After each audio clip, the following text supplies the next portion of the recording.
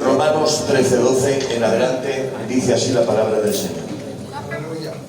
La noche está avanzada y se acerca el día. Desechemos pues las obras de las tinieblas y vistámonos las armas de la luz.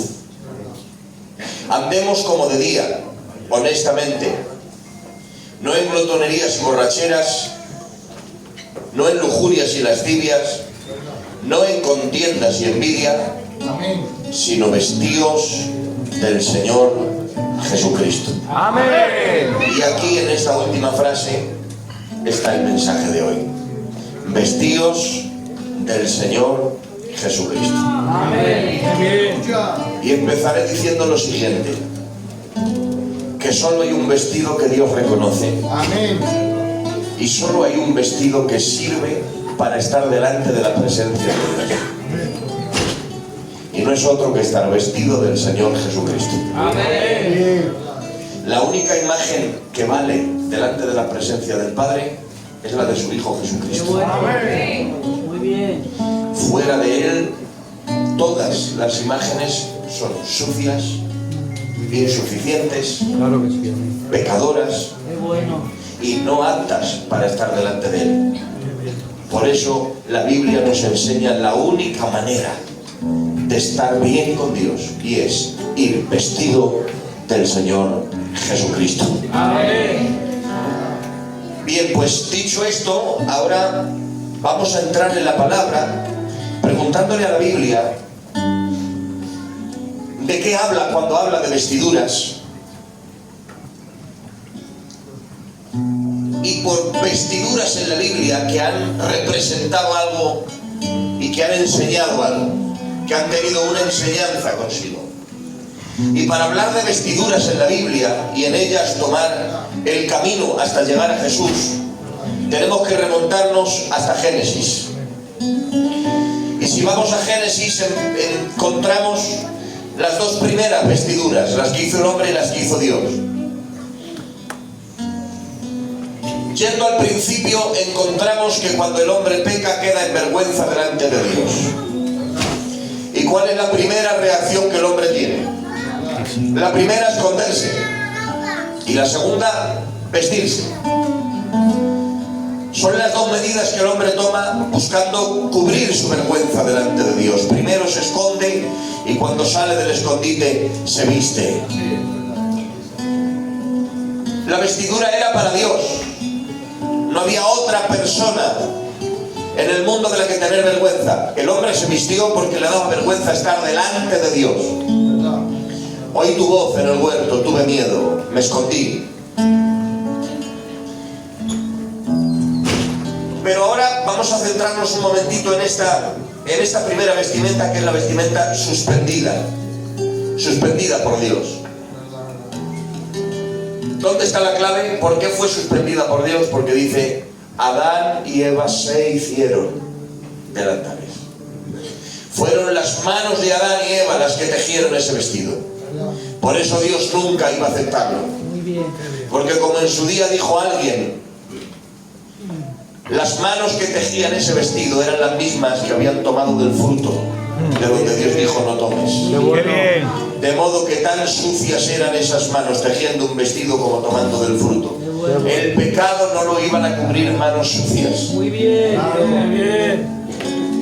Porque de nunca la solución al pecado ha sido cubrirlo y taparlo. Muy bien. Por eso Dios dice: ese vestido no vale. ¿Por qué? Porque lo han hecho manos pecadoras, no lo puedo aceptar. Y entonces, ¿qué vas a hacer, Señor? Dice Dios: tengo otra opción. Y entonces Dios toma dos víctimas. Y de esas dos víctimas va a sacar dos túnicas para Adán y para Eva. Y dice en plural: les hizo túnicas de pieles y los vistió. Y ahora quiero que por un momento nos imaginemos esa escena. Poniendo en el caso de que Adán lo pudiera ver, que la Biblia no lo especifica, pero poniendo el caso de que Adán lo pudiera ver, estamos ante, creo que el mayor impacto que habían visto Adán, que habían visto sus ojos. Adán nunca ha visto la muerte, Adán nunca ha visto la sangre, Adán nunca ha visto una herida. Adán viene de la inocencia, de la vida, de la perfección y de la inmortalidad. Algo tan sencillo para nosotros como ver a alguien con un pañuelo sangrando por la nariz, eso nunca lo he visto. Una uña rota, nunca lo he visto. Nunca he visto el dolor, el sufrimiento, la sangre ni la muerte. Y de momento, la primera vez que Adán tiene que ver la muerte es viendo una víctima inocente que no ha pecado, que no ha hecho nada, pero Dios la toma y para cubrirla a él la tiene que despellejar, la tiene que sacrificar, de modo que el primer encuentro de Adán con la muerte, con la sangre y con el sacrificio fue viendo a alguien inocente que moría para cubrir la vergüenza del culpable. Y ahí ya Dios estaba marcando un camino y estaba dejando ver muchas cosas que ya sé que ustedes están viendo entre líneas. La primera vestimenta que Dios preparó fue sacrificando una víctima inocente para cubrir la vergüenza del culpable. Y ahí encontramos la provisión de un Dios bueno, la muerte de un inocente y la imagen del hombre dignificada ante los ojos de Dios. Esa es la finalidad y la enseñanza de la primera vestidura en la Biblia. La provisión de un Dios bueno, el sacrificio de una víctima inocente y la imagen del hombre dignificado delante de Dios. De aquí saltamos al libro de Éxodo, la segunda vestidura significativa. Dice el Señor: toma a Aarón y a sus hijos, conságralos para que sean mis sacerdotes. Y Dios quería que el sacerdote marcara diferencia. ¿Por qué? Porque era el puente. Porque era el que unía a un pueblo separado de Dios. La palabra sacerdote significa pontífice, que viene de puente. Un puente es lo que conecta dos riberas separadas con un río de por medio. El río era el pecado, Dios y el pueblo estaban separados y Dios puso un puente que se llamaba sacerdote, que se acercaba al pueblo en nombre de Dios y se acercaba a Dios en nombre del pueblo. De modo que Dios estableció que el sacerdote tenía que ser diferente, vivir diferente y que se le notara que era diferente. Y ahora pregunto, en medio de la calle, ¿cómo sabe quién es el policía? En un hospital, ¿cómo sabe quién es el médico y el enfermero? En un tribunal, ¿cómo sabe quién es el juez? En medio de la calle, ¿cómo sabe quién es un militar? ¿Se han dado cuenta? Porque las vestiduras pueden representar una institución, un grado de autoridad o un grado de dignidad. Pueden demostrar que detrás de una persona hay toda una fuerza o todo un estado. Pues Dios estableció que el sacerdote también se distinguiese de esa manera, que el sacerdote también se distinguiese por sus vestiduras. Su túnica era diferente, su túnica llegaba hasta los pies, era la única que llegaba hasta los pies. Y así, de esa manera, esa vestidura estaba marcando una diferencia. Mira lo que dice el Señor. Libro de Éxodo. Dice el Señor: les harás vestiduras, dice, para honra y hermosura, y serán mis sacerdotes. Honra y hermosura. Y hay otra versión que dice: les harás vestiduras que irradien belleza y esplendor. Y hay otra versión que dice: hazles vestiduras que muestren el honor y la dignidad de su función sacerdotal. Quiero que por favor se queden con esas 6 expresiones de esas 3 versiones distintas que Dios dijo para la ropa del sacerdote: honra y hermosura, belleza y esplendor, honor y dignidad. Todo esto tenía que representar la ropa del sacerdote. ¿Por qué? Sencillamente porque el sacerdote no representaba solo a la casa de Aarón, no representaba solo a la casa de Leví. El sacerdote representaba a Dios. Y Dios dijo que si alguien tenía que ser su representante en la tierra, tenía que reflejar belleza y esplendor, honor y dignidad, honra y hermosura. Y tengo que decir en esta preciosa tarde que de igual manera que ser sacerdote en el Antiguo Testamento no era cualquier cosa, porque era representar a Dios, ser sacerdote del Nuevo Testamento no es cualquier cosa. La Biblia dice vosotros sois real sacerdocio. De modo que la iglesia no solo representamos a la Meseta, o en mi caso a Alcalá, o a Entrevías, o a Zaragoza. La iglesia no solo representa a Filadelfia, a Asambleas de Dios, al mundo evangélico protestante. No, señores, la iglesia representa al Dios vivo y verdadero. La iglesia es representación viva de Jesucristo caminando por la tierra. Por tanto, tengo que decir, ser iglesia no es cualquier cosa. No solo es asistir a una reunión, no solo es formar parte de un grupo humano.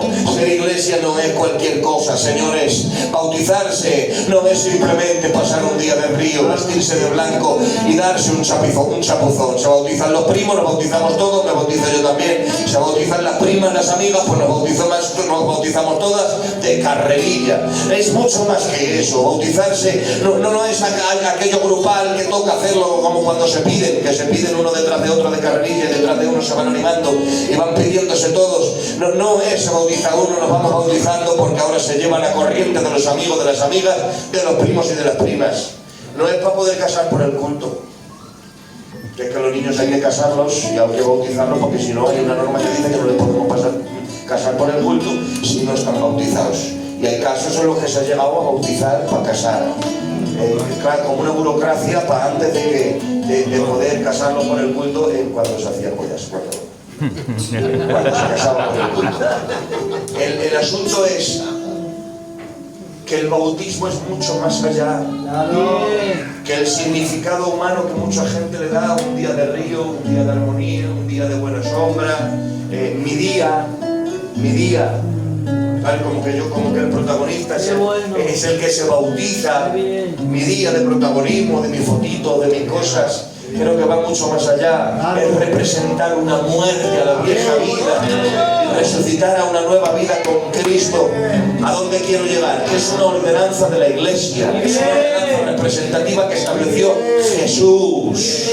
No lo estableció el responsable, no los hombres, la estableció Jesucristo. Por tanto, una ordenanza sacramental de la iglesia de Jesucristo tiene que reflejar honor y dignidad, belleza y esplendor, honra y hermosura. Participar un domingo de la Santa Cena es mucho más que un cacho de pan y un chupito de mosto. Es mucho más que un rito más de domingo que toca la camisa, irse a cenar, y el azul, la gavia, plenilunio y el mensajito pastoral y el pacto, porque toca como un rito de domingo. Es mucho más que un rito de domingo. El Señor dijo: este es mi cuerpo que por vosotros es partido, esta es mi sangre que por muchos es derramada, la sangre del nuevo pacto. ¿A dónde quiero llegar? La iglesia del Señor tiene que entender el valor, la dignidad de lo que representa ser iglesia, los sacramentos de la iglesia, la membresía de la iglesia. Por tanto, no cualquiera puede decir ser iglesia ni participar de lo que es la iglesia. La iglesia es una institución santa, es una institución limpia.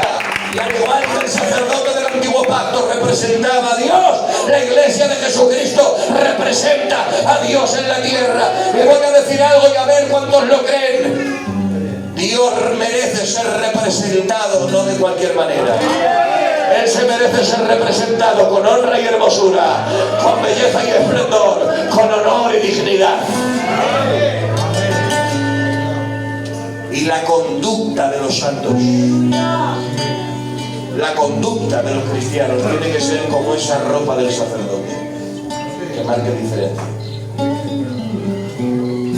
El sacerdote no iba diciendo soy sacerdote, pero su vestidura le delataba.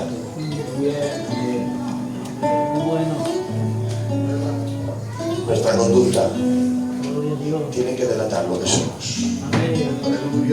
En el trabajo, en familia. Perdónenme los que van de lutico, en bodas, pidíos, nochebuenas. Nuestra conducta tiene que marcar diferencia. La ropa del sacerdote era un mensaje sin palabras. Y el mensaje sin palabras era: soy diferente porque Dios me escogió, porque Dios me llamó y porque vivo para Él. Yo pregunto: ¿cuántos quieren proclamar con su vida que han sido escogidos por Dios, apartados para Dios, que viven para Él? Bien, pues si esta es la lección de la ropa sacerdotal, vamos a la Biblia a contemplar la experiencia y la etapa que vivió un sacerdote. Que quizá muchos de los que estamos aquí la hemos vivido, o quizá incluso la estás viviendo en este día. En Zacarías capítulo 3 encontramos un capítulo en la vida del sacerdote en la que posiblemente nos vamos a ver reflejados. La Biblia dice: y el Señor me mostró a Josué sumo sacerdote, hijo de Josadac, que estaba en pie delante del ángel de Jehová. Hasta ahí todo es normal. Un sacerdote que está en pie y está delante del ángel de Jehová. Pero la segunda parte es la que rompe la estética. Dice: y Satanás estaba a su mano derecha para acusarle. Mi pregunta: ¿qué hace Satanás en una visión como esa? Si lo que estamos viendo es un sacerdote que está en pie, que está delante de Dios.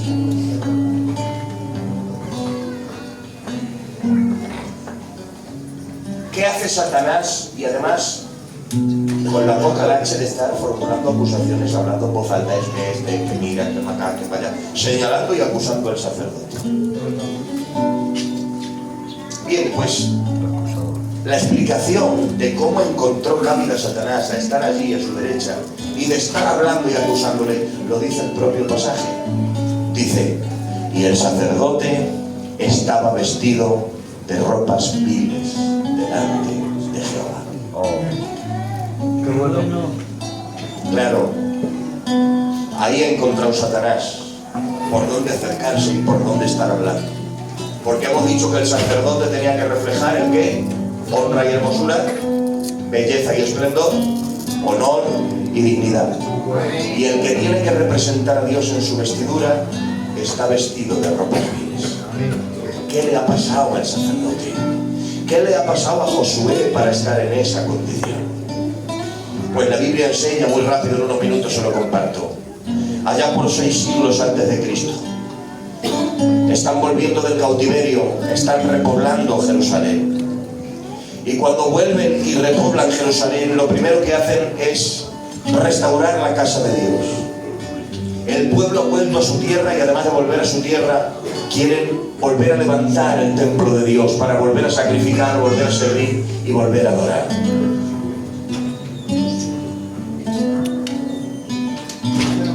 Si hay que levantar la casa de Dios, que estaba destruida, y hay que colocar los muebles, el mobiliario del templo, hay que ordenar el ejercicio sacerdotal, las ofrendas, cada detalle de la casa, se necesita un sacerdote y un escriba para que vayan organizando dónde va a ir cada cosa. Y entonces Dios levanta a Esdras para poner el fundamento escritural y a Josué como sacerdote para enseñar la enseñanza práctica de dónde tiene que ir cada cosa y de cómo se tiene que hacer. De modo que cuando están levantando la casa de Dios, estableciendo el orden de Dios, volviendo a servir, volviendo a sacrificar, volviendo a ejercer, ahí Josué es una pieza clave, es punta de lanza en el avivamiento. Dios ha contado con él porque es su lugar, porque Dios había llamado a los de la casa de Aarón. Y yo digo que qué bonito es que Dios cuente contigo. Amén. Qué privilegio es que Dios cuente contigo para marcar diferencia y para ser una referencia de otros, para santidad, para restauración, para servir a Dios. Pues este era Josué. Josué era un modelo que Dios había levantado en medio del pueblo que salía del cautiverio. Pero señores, la Biblia dice que los enemigos se levantaron, intimidaron al pueblo de Dios para que no edificase. Dice: el pueblo de la tierra intimidó al pueblo de Jehová para que no edificase. Ustedes saben bien de sobra que donde quiera que haya una construcción de Dios, se levanta una oposición del enemigo para intentar frenar lo que se está construyendo. Cuando el enemigo no se levante contra ti, preocúpate, examina, mira a ver. Porque hay dos posibilidades. O una, Dios no se lo ha permitido y te ha allanado en el camino para darte libertad y tranquilidad, o que no le estás haciendo daño, que no le estás buscando problemas al enemigo y por eso no se levanta en tu contra. Y aquí encontramos que hay una construcción de Dios y con ella una oposición del enemigo. Pero aquí lo que marca la diferencia es esto, iglesia del Señor. No es si Satanás se levanta o no, porque lo va a hacer. Lo importante es cuál va a ser la reacción de los hijos de Dios. Satanás se levanta contra todo aquello que se construye en la voluntad de Dios porque no sabe hacer otra cosa, porque va con su naturaleza. Lo que toca es que los hijos de Dios estén en su sitio y que el pueblo de Dios no retroceda ante las intimidaciones del enemigo. Pero aquí lo que han hecho ha sido lo contrario. Lo que han hecho ha sido echarse atrás, y cuando han visto la oposición han dicho: mira, está todo muy mal, vámonos cada uno por nuestra casa, y cuando esté todo más tranquilo ya retomamos. Han dejado la restauración de la casa de Dios y se ha ido cada uno a su casa, cada uno a su negocio, cada uno a sus quehaceres, cada uno a sus cosas, cada uno con su vida, y han dicho: cuando esté todo más tranquilo volvemos. Jesús, 1 mes, 2 meses no vuelven, 6 meses no vuelven, 1 año no vuelven, año y medio no vuelven, 2 años la obra de Dios paralizada y nadie vuelve. Porque de la oposición pasaron a la comodidad. Y el verdadero daño a la restauración del templo no se lo hizo la oposición, lo hizo la comodidad. Y es que ahí verdaderamente le han salido mal los planes a la iglesia y le han salido bien los planes al enemigo. Cuando el enemigo levanta una oposición y por miedo a la oposición entramos en la comodidad, ahí ya es cuando el enemigo se frota las manos, porque por miedo a la oposición ya no asumo riesgos, ya no obedezco, ya no sirvo, ya no quiero estar en punta de lanza, ya no quiero estar donde Dios quiere, ya no quiero ser parte activa de lo que Dios está haciendo, prefiero la comodidad de quedarme ahí en la trinchera, y ahí es cuando el enemigo se frota las manos. Pero hoy tengo que dar un aviso, por favor: si algo tienes que tenerle miedo como cristiano no es a la oposición. Satanás está vencido, se lo tienes que tener a la comodidad de tu carne, la comodidad de tu carne, que no quiere buscar a Dios, que no quiere compromiso, que no quiere marcar diferencia, que no quiere estar en primera línea de batalla, que no quiere mancharse las manos de sangre, que no quiere remangarse y mancharse de barro, que no quiere ser parte del trabajo, que no quiere llevar piedras a hombros para construir la casa, que no quiere servir a otros. Esa carne que tenemos aquí, que solo quiere lo suyo, su comodidad, sus planes, sus cosas. Bajo a mi cultito, un buen culto, si puede ser que el Señor me bendiga, que tenga buena tarde predicando, que el coro cante bien, y para la casa no me pidas más. Esa comodidad que la carne quiere. Y sabe, cuando se juntan la carne y Satanás, son una pareja muy peligrosa, porque lo que Satanás hace es estimular tu carne, es llevarte a escuchar a tu carne, y en sociedad el diablo y la carne empiezan a promover la comodidad de no hacer nada para Dios, de quedarse en la tibieza, ni frío ni caliente, ni mucho del mundo ni mucho de Dios. Aquí estoy, no hago nada malo, pero tampoco nada para Dios. No peco grandemente, pero no invierto mi vida para Dios. Ay, qué peligrosa es la comodidad. Y en esa comodidad habían entrado en el pueblo de Judá. Ya no estaban cautivos, ya no sufrían látigo, ya no sufrían cautiverio, pero ahora el problema era otro. Vivían bien, pero no hacían nada para Dios. Vivían bien, pero estaban en la comodidad. Así que 2 años después Dios rompe el silencio y levanta al profeta Ageo y dice: escuche, está diciendo Dios, es tiempo para vosotros de que vuestra casa esté artesonada y mi casa esté dejada desierta. Ha dicho Jehová: subid al monte y traer madera, y volver a edificar mi casa, y seré glorificado en ella, ha dicho el Señor. Este es el contexto en el que vino la decadencia de Zacarías, la restauración de una casa que se había detenido, la decadencia de Josué, perdón.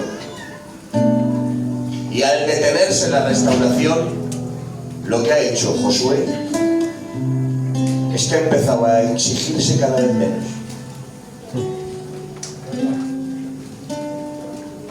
Ante la comodidad, cada uno a su casa, cada uno a lo suyo, cada uno a sus cosas. Lo que ha hecho Josué ha sido exigirse cada vez menos. Y un día la cofia de sacerdote le molestaba, porque era una cofia grande que ponía santidad a Jehová. Y ha dicho: bueno, si la obra de la casa se ha paralizado, ¿qué hago yo con esta pieza de cofia para todos los sitios? Y ha hecho así, se la ha quitado, y Y la ha cambiado por otra prenda más cómoda, por un turbante más normal de lo de toda la vida. Y un día Chashini se ha visto que la túnica que llega hasta los pies, que refleja honor y hermosura, belleza y esplendor, pero que es muy larga, que cada 2x3 te la pisa, que es menos cómoda, y ha visto que todos iban como para aquí. Y ha dicho, pues yo también la túnica un poquito más corta. Y ha hecho así, y se ha visto el efod de lino, con el urín y el tumín, y ha dicho, ¿y para qué lo queremos? Si no estamos ejerciendo como deberíamos, si estamos esperando a que esté todo más tranquilo. Y se ha quitado el efod. Y poco a poco, prenda por prenda, se ha ido abandonando espiritualmente. Sí, y es que así ocurre el abandono espiritual. No es de un día para otro. Empieza permitiéndote pequeñas cosas. Empieza dándote pequeñas licencias, dándote pequeñas libertades. Y poco a poco, prenda a prenda, viene el enemigo, viene la carne, viene el sistema del mundo y dice, bueno, pues qué más da que hoy no ores. Bueno, pues qué más da que no leas en unos días. Bueno, pues qué más da que dejes este hábito santo que tenías. Y primero te va quitando, te va bajando la guardia, y en ese vacío que se crea de los hábitos santos va ofreciéndote otros menos santos. ¿Para qué te vas a comprometer tanto? ¿Y para qué vas a estar tan hijo que no hace falta que seas tú siempre, que no hace falta serle tan útil a Dios, consagrarte tanto para Dios? No seas extremista, vete relajando. Y poco a poco, prenda por prenda, un día te va quitando una cosa, otro día te va quitando una cosa, otro día te va quitando otra cosa. Vas entrando en el abandono espiritual. Cuando te quieres dar cuenta estás irreconocible. El abandono. El abandono es gradual, peligroso. Solamente los que me conocieron hace 20 años, con 18, 19, se creerán que hubo un día donde yo tenía músculos abdominales, pesaba 86 kilos, un 11% de grasa corporal en mi gimnasio, como envanecidos. Yo no me acosté un día con 86 kilos y musculado, y me levanté con 116 y sin pelo. Fue el abandono. Fui dejando de entrenar, fui hallando más y peor, y poco a poco el abandono fue haciendo su trabajo. Llévalo a la espiritual. Uno no está lleno del Espíritu Santo siendo útil a Dios y mañana está en la ruina de un día para otro.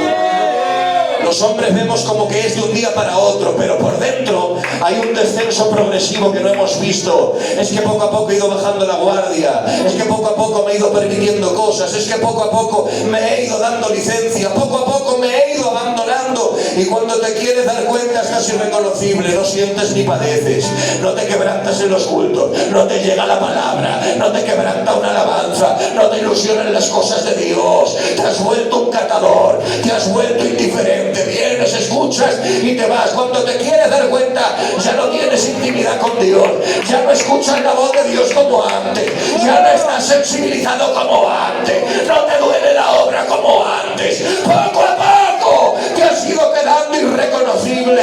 Por eso hoy tengo que dar una palabra de alerta. Si alguien ha caído o está cayendo en el abandono espiritual, hoy vengo a decirte, date cuenta a tiempo, date la vuelta y no sigas por ese camino. No sigas por ese camino que te lleva a la ruina. No sigas por ese camino. Hay camino que al hombre le parece derecho, pero su final es camino de muerte. Hoy vengo como mensajero de Dios a decirte, vuelve, vuelve, vuelve, date la vuelta, reacciona. No te sigas abandonando. Tengo una palabra de alerta y de advertencia, pero también una palabra de esperanza. Y es que si quieres volver a revestirte de nuevo, todavía estás a tiempo. Gradualmente, poco a poco, el que iba vestido de honor y dignidad, de belleza y esplendor y de honra y hermosura, acabó vestido de ropas viles y sucias. El abandono hizo su trabajo. ¡Qué bien! ¡Qué bueno! Y entonces lo ve Zacarías y dice, sacerdote Josué, tengo palabra para ti. Te ha hablado Dios y ¿qué te ha dicho? Y ¿Y qué le dice? ¿Que eres el mejor, que estás ungido y que no hay quien te Qué aguante? bueno. No, le dice, te he visto con las vestiduras viles y sucias. Escúchame, valora quien te dice la verdad. Que habrá muchos momentos en tu vida donde Dios te pondrá personas que te digan la verdad que no quieres oír, que te confrontan con tu realidad. No necesitamos siempre personas que nos pasen la mano por encima, que nada más que nos echen piropos y que nos alimenten nuestros defectos y que nos engañen. Hay un momento que dice el Señor, estoy contra los profetas que curan con liviandad la herida de mi pueblo, que recubren con lodo suelto donde hay una grieta y dicen, todo está bien, no pasa nada, soy pueblo de Jehová. No, dice el Señor, yo levanto hombres que denuncien el mal, que alerten del peligro, que digan, es hora de arrepentirse, es hora de obedecer a Dios, es hora de consagrarte. Valora quien te dice la verdad, porque es una oportunidad que Dios está poniendo delante de ti. Amén. Y le dice la cruda verdad, Josué, te he visto y estaba vestido de ropas viles.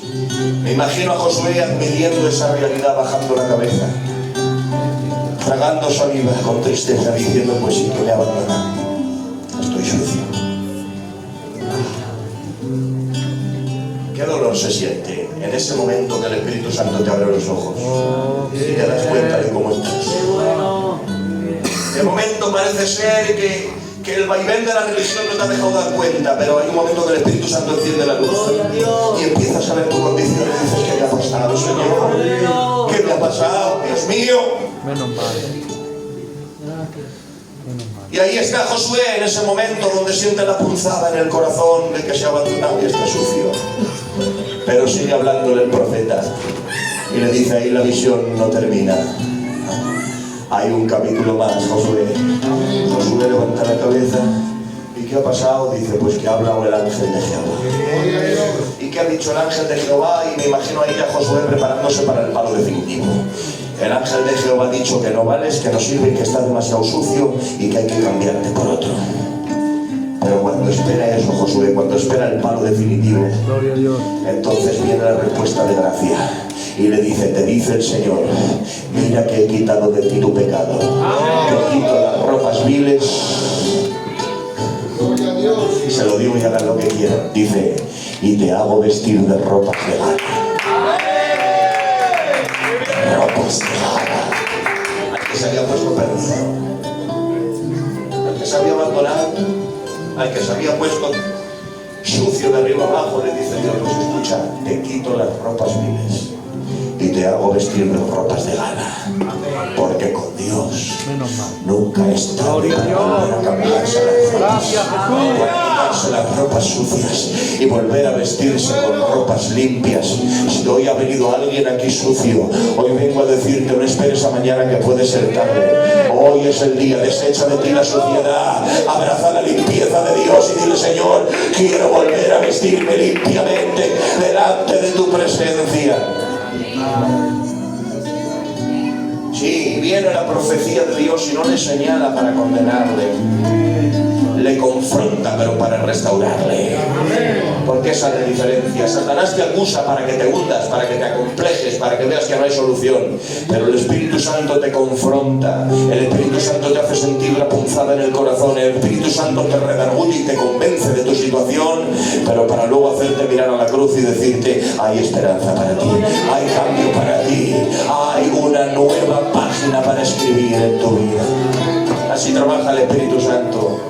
El Espíritu Santo no machaca las conciencias, los corazones.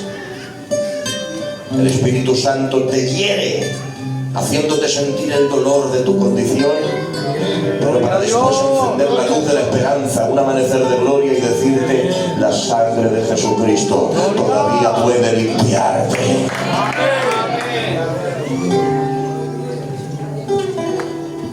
Y el que había empezado la visión sucio, vestido de ropas viles, vuelve a ser revestido como un sacerdote, de honor y dignidad, de belleza y esplendor, de honra y hermosura. ¿Por qué? Porque todos en algún momento nos manchamos y nos abandonamos. Pero la esperanza es que a Dios no se le acaba el armario para volver a sacar ropa nueva y decirte: te vuelvo a vestir de nuevo, te vuelvo a revestir de nuevo, te vuelvo a revestir de nuevo. Y lo que el pecado tarda mucho en destruir y en ensuciar, un momento con Él lo puede volver a reponer, lo puede volver a restaurar, lo puede volver a rehabilitar. Y entramos en la recta final. ¿Sabes por qué a Dios nunca se le acabará el armario? Y siempre tendrá ropa nueva para todo el que necesite vestirse de nuevo. ¿Me dejan que se lo comparta? Porque hubo un sumo sacerdote. Gloria a Dios. Que es del que quiero terminar hablando, y no es Aarón, no es José. Bueno. Hubo un sumo sacerdote Gracias, Jesús. que también se vistió de ropas viles. El que estaba vestido de luz, de gloria, de perfección y de santidad, se vistió de ropas viles, pero no por pecado propio como Josué, sino que fue herido por nuestras rebeliones, molido por nuestros pecados. Se puso las ropas viles tomando el lugar del pecador, sí. Y él se despojó, dice la Biblia, que en el cielo no estimó ser igual a Dios como cosa que aferrarse, sino que se despojó a sí mismo tomando forma de siervo y hecho semejante a los hombres. Cuando parece que ya lo ha hecho todo con el hecho de estar en la tierra y ser un hombre con nosotros, dice, y estando en condición de hombre vuelve a bajar. Dice, se humilló haciéndose obediente hasta la muerte y muerte de cruz. Y cuando ha renunciado a su gloria como Dios y a sus privilegios como hombre, parece que ya no tiene más de lo que despojarse. Dice la Biblia, quédense con este detalle, y José de Arimatea lo enterró cubierto en una sábana.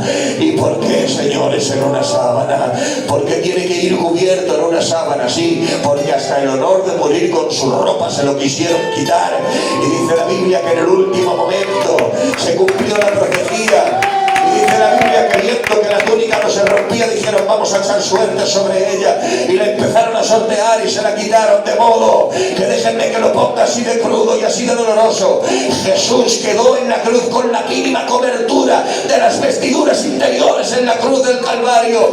¿Y por qué tan crudo? ¿Por qué de esa manera? Porque estaba ocupando el lugar del primer Adán que quedó en vergüenza en el huerto del Edén. Ahora él llega a la cruz y no llega con túnica, no llega con vestidura. ¿Sabe por qué? Porque está diciendo, estoy ocupando tu lugar, estoy ocupando tu lugar y estoy llevando tu vergüenza. Estaba llevando nuestra vergüenza, el gran sumo sacerdote, sí. El dolor físico de los puñetazos, del látigo, de la corona, de las heridas. El dolor emocional del abandono y de la traición de sus amigos. El dolor espiritual del abandono del Padre, del desamparo del Padre. Y el dolor moral de la vergüenza. Todos esos dolores juntos los sufrió Jesús en la cruz del Calvario, sí. Porque tenía que ocupar tu lugar y el mío. Y se tenía que despojar Él para vestirte a ti. Por eso volvemos al Edén, cuando en el Edén Dios estaba despellejando y sacrificando a las víctimas inocentes para hacer las túnicas de Adán. Le estaba diciendo de alguna manera, Adán, esta es la solución. Hay un inocente que tendrá que ser sacrificado y que tendrá que ser despojado para que los pecadores sean vestidos y no vivan en vergüenza. Él pasó tu vergüenza y la mía, porque si Él se queda con su vestidura, nosotros quedamos todos en vergüenza. Pero dijo, voy a vestirme yo de vileza contigo, voy a llevar tu vergüenza para poder vestirte a ti. Pero como la historia no podía acabar así, su amigo Juan, que le vio a los pies de la cruz en esa condición, le vuelve a ver en Apocalipsis capítulo 1 y dice, me volví para ver la voz del que hablaba conmigo. Atención, dice, y vuelto vi 7 candeleros de oro, y en medio de los 7 candeleros de oro uno semejante al Hijo del Hombre. ¿Y cómo lo viste, Juan? Allá va, dice, estaba vestido de una ropa blanca que le llegaba hasta los pies, que le llegaba hasta los pies, que le llegaba hasta los pies. Que está diciendo, Él se despojó de su ropa por tomar nuestra vergüenza, pero el Padre lo volvió a vestir hasta los pies, diciendo, no os olvidéis que eres el sumo sacerdote. El sumo sacerdote, este es el que lleva belleza y esplendor, honra y hermosura, honor y dignidad, y un cinto de oro que le delata como rey. ¡Amén! Pero atención, porque luego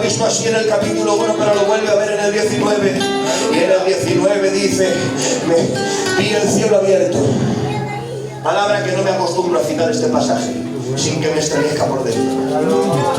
¡Qué bueno! Vi el cielo abierto y un caballo blanco, y el que lo montaba se llamaba Fiel y Verdadero, que con justicia ¡Gloria a Dios! Muy bien. estaba vestido de una ropa teñida en sangre, y su nombre es el Verbo de Dios. ¡Qué bien!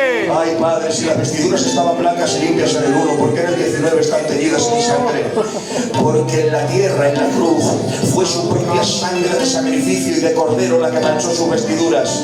Pero cuando vuelve en el capítulo 19 como guerrero victorioso, es la sangre de sus enemigos la que mancha sus vestiduras. ¡Qué bien! Por eso dice, él pisa las uvas del lagar de la ira del Todopoderoso. Se había manchado, y dice el profeta, ¿por qué tienes rojo en los vestidos? Dice, porque vengo de pisar el lagar. Como en el lagar se pisan las uvas y se machacan, y el que las pisa se mancha de vino, de mosto, de líquido de uva. Dice, él viene manchado en sangre de sus vestidos. ¿Por qué? Porque viene a derrotar a todos sus enemigos, a la muerte, al pecado, al anticristo, a la bestia, al falso profeta. La sangre de sus enemigos mancha sus vestidos. Pero atención, porque el final de la visión es igual o más impactante. Dice, y los ejércitos celestiales le seguían. ¿Quiénes son estos ejércitos celestiales? Son los pecadores terrenales que fueron lavados, que fueron regenerados, que fueron regenerados, y ahora vuelven con él en su segunda venida como ejércitos celestiales. ¿Y cómo lo viste, Juan? Allá va, dice, y estaban vestidos de lino blanco,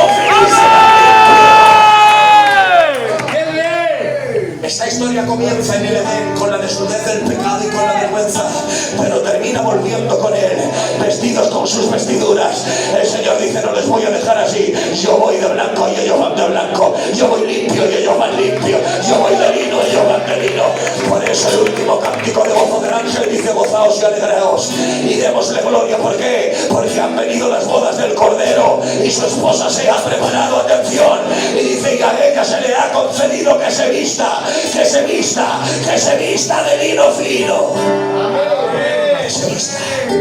El pecado nos dejó en vergüenza, pero Él nos ha vestido. Nos ha vestido con su justicia. Nos ha vestido con su dignidad. Nos ha vestido con su honor. Y termino como he empezado, porque solo hay un vestido que Dios reconoce, y es el de su Hijo Jesucristo. ¡Gloria a Dios!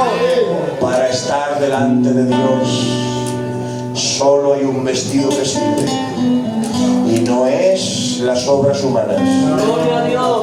no es tu formalidad, no es tu apellido ni tu familia, no es lo bueno que tú eres, no es lo bien que tú haces las cosas. Nada de eso sirve delante de la presencia de Dios. Solo hay una cosa que sirve para estar delante de Dios, y es estar vestido de Jesucristo. ¿Por qué? Porque cuando Jesús te viste de Él, llegas delante del Padre, y el Padre que ve, el Padre no te ve a ti, ve a su Hijo en Muy ti. bien. ¡Gloria a Dios!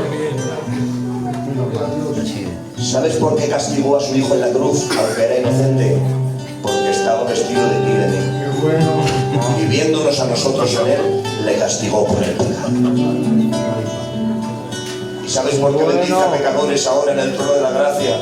Porque cuando venimos, en vez de vernos solo a nosotros, le ve a su Hijo en nosotros. En la cruz Jesús sufrió porque iba vestido de ti. En el trono de la gracia tú eres bendecido porque vas vestido de Él. Este es el intercambio. Jesús te ha dicho, yo me he visto de ti, de tu pecado, para llevar tu culpa. Tú vístete de mi justicia para llevar mi salvación, tu bendición y mi gloria. Dicho esto, pregunto, ¿cuántos quieren revestirse de Jesucristo?